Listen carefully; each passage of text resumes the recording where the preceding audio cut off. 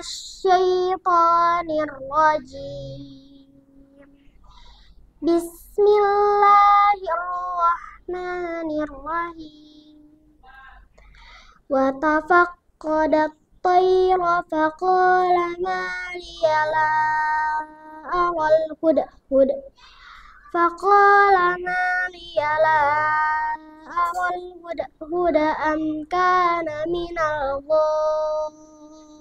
الغائبين لأعذبنه عذابا شديدا أو لأذبحنه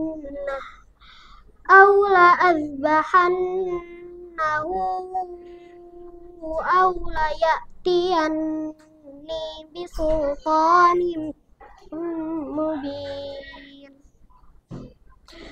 فمكث غير بعيد فقال أحطت بما لم تحط به وجئتك من سبأ بنبأ يقين إني وجدت امرأة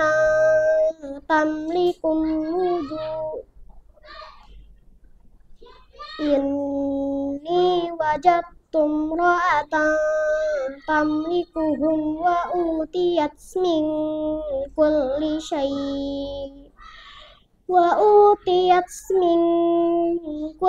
شيء ولها عرش عظيم وجدتها وقومها يسجدون للشمس من دون الله وزين لهم الشيطان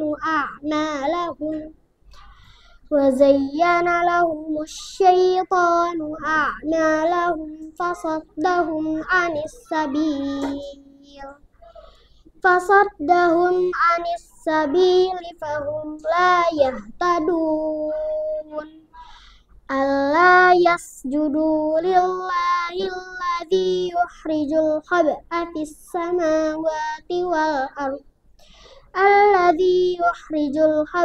السماوات والأرض ويعلم ما تخفون وما تعلنون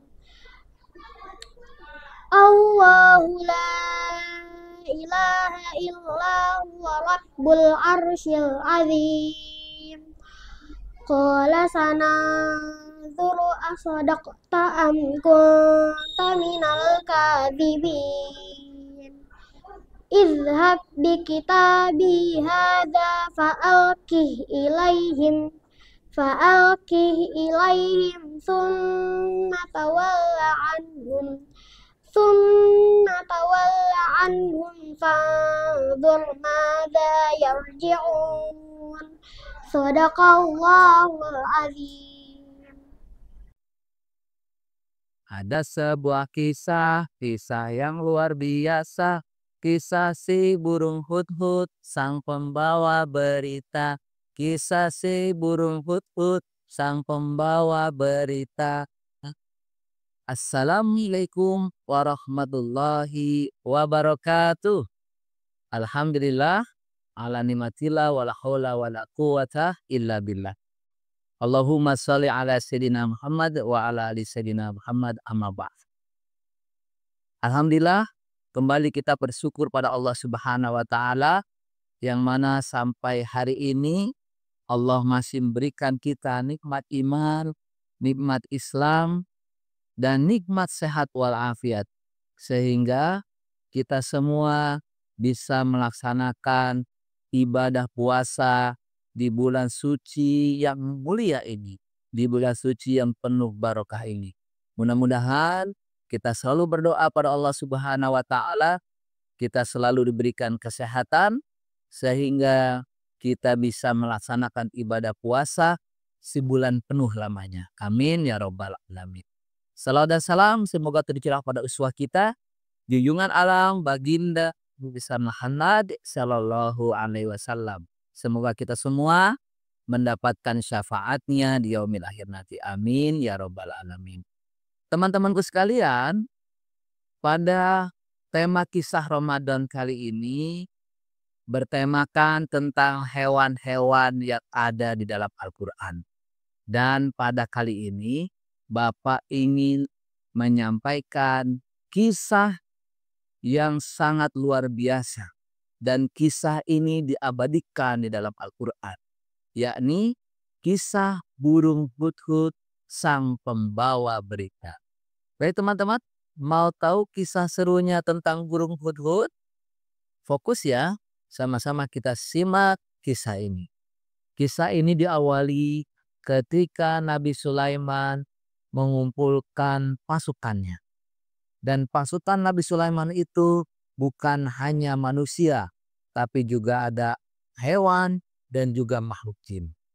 Ketika Nabi Sulaiman mengumpulkan seluruh pasukannya, namun Nabi Sulaiman tidak melihat keberadaan burung hudhud. Sampai-sampai Nabi Sulaiman bertanya kepada pasukannya, "Kemana ini burung hudhud? Kok tidak terlihat?" Akhirnya para pasukan itu kebingungan. Mereka saling mencari, saling tengok kanan, tengok kiri, mencari kemana si burung hudhud. Kemudian Nabi Sulaiman berkata, "Baik, kalau begitu nanti akan aku beri hukuman yang sangat berat buat burung hudhud. Kalau perlu aku sembelih, kecuali dia memberi alasan yang sangat jelas." Teman-teman, kalian tahu siapa itu Nabi Sulaiman? Nabi Sulaiman adalah seorang nabi yang memiliki mukjizat atau memiliki kelebihan yang diberikan oleh Allah Subhanahu wa taala. Apa kelebihannya? Nabi Sulaiman bisa bicara dengan aneka hewan dan juga makhluk gaib. Dan Nabi Sulaiman juga memiliki istana yang sangat megah. Tapi teman-teman, walaupun Nabi Sulaiman sangat kaya, mampu bicara dengan makhluk gaib, mampu bicara dengan hewan, tapi Nabi Sulaiman tetap beribadah kepada Allah Subhanahu wa taala. Nabi Sulaiman tetap taat kepada Allah Subhanahu wa taala. Nah, kita tentunya harus malu kepada Nabi Sulaiman kalau tidak taat kepada Allah Subhanahu wa taala. Nabi Sulaiman yang kaya saja, Nabi Sulaiman yang hebat bisa bicara dengan hewan dan juga makhluk jin, taat kepada Allah Subhanahu wa taala. Baik, kita lanjut ceritanya teman-teman. Ketika Nabi Sulaiman berkata demikian, semuanya kebingungan. Dan teman-teman silakan buka Al-Quran dalam surat An-Naml ayat 21. Kisah ini dicantumkan di dalam Al-Quran. Kisah ini dituliskan di dalam Al-Quran. Terutama ketika Nabi Sulaiman mencari burung hudhud. Kalian silakan buka surat An-Naml ayat 21. Yuk ayatnya sama-sama kita baca. Bismillahirrahmanirrahim. Lau adzibannahu adaban syadid adbahannahu aw la ya'tiyanni bisultanin mubin. Pasti akan kuhukum ia dengan hukuman yang berat, atau kusembelih ia, kecuali jika ia datang kepadaku dengan alasan yang jelas. Teman-teman sekalian, Nabi Sulaiman sangat marah. Kenapa? Karena burungku tidak ada dan tidak izin kepada Nabi Sulaiman entah kemana. Tak lama kemudian burung hudhud datang. "Assalamualaikum, ya Nabi Allah Sulaiman, aku datang." Kemudian Nabi Sulaiman berkata, "Hai burung hudhud, dari mana kamu?" "Aku sedang mencari air. Tiba-tiba aku melihat ada sebuah negeri Saba. Di sana ada istana yang sangat megah. Dan istana itu dipimpin oleh seorang ratu bernama Ratu Balqis. Tetapi penduduk di sana menyembah matahari, tidak menyembah Allah Subhanahu wa taala." "Oh begitu? Baik, kalau begitu aku akan buat surat. silakan surat ini kamu hantarkan ke Ratu Balkis tadi. Nah teman-teman, ternyata burung hudhud melihat ada sebuah negeri yang bernama negeri Saban. Dan di sana ada istana yang sangat megah, yang sangat besar, dipimpin oleh seorang ratu bernama Ratu Balkis. Tetapi penduduk di sana menyembah matahari. Teman-teman, tahu nggak siapa itu burung hudhud? Burung hudhud ini adalah asisten pribadinya Nabi Sulaiman. Burung hudhud ini menjadi intelijennya Nabi Sulaiman. Jadi kemana-mana, kalau Nabi Sulaiman ingin pergi atau melihat sebuah daerah, ditugaskanlah burung hudhud untuk memantau, untuk mencari informasi, untuk mendeteksi di mana kelemahan musuh, di mana sumber air, seperti itu. Hebat ya burung hudhud. Tapi walaupun begitu, burung hudhud taat kepada Nabi Sulaiman dan taat kepada Allah Subhanahu wa taala. Nah, teman-teman, setelah Nabi Sulaiman membuat surat untuk Ratu Balkis, kemudian burung hudhud mengikuti, memantau atau mengintai apa yang terjadi di istananya Ratu Balkis. Ratu Balkis kemudian membaca surat yang sudah dituliskan oleh Nabi Sulaiman. Setelah dibaca, kemudian Ratu Balkis mengumpulkan prajuritnya. Hai prajuritku, ini bagaimana? Aku mendapatkan surat dari Sulaiman. Kemudian Ratu Balkis ingin mengetes kehebatan Nabi Sulaiman. Dengan apa cara ditesnya? Ratu Balkis meminta pasukannya atau prajuritnya membawa hadiah yang sangat besar. Dan hadiah itu diberikan untuk Nabi Sulaiman. Tidak lama kemudian, hadiah yang besar itu mungkin kalau sekarang isinya mobil atau motor atau mungkin TV atau mungkin kulkas, ya, dibawa ke istananya Nabi Sulaiman. Setelah diterima oleh Nabi Sulaiman, lalu Nabi Sulaiman berkata, "Ini apa?" Kata prajurit Ratu Balkis, "Ini hadiah buat Tuan Raja Sulaiman." Kemudian Raja Sulaiman atau Nabi Sulaiman menolak hadiah itu. Apa yang disampaikan oleh Nabi Sulaiman? Hadiah ini lebih baik dari pemberian Allah Subhanahu wa taala. Silakan engkau bawa lagi. Setelah itu, pasukan Ratu Balkis membawa kembali hadiah yang tadinya ingin diberikan kepada Nabi Sulaiman. Setelah dibawa kembali oleh pasukan Ratu Balkis bingung. Ini Sulaiman siapa ini? Kok menolak hadiah dariku? Gitu. Kalau gitu besok kita kunjungi istananya Sulaiman. Aku ingin tahu seperti apa istana Sulaiman. Begini teman-teman. Nah berita itu sampai kepada Nabi Sulaiman. Siapa yang memberikan informasi itu? Lagi-lagi si burung hudhud.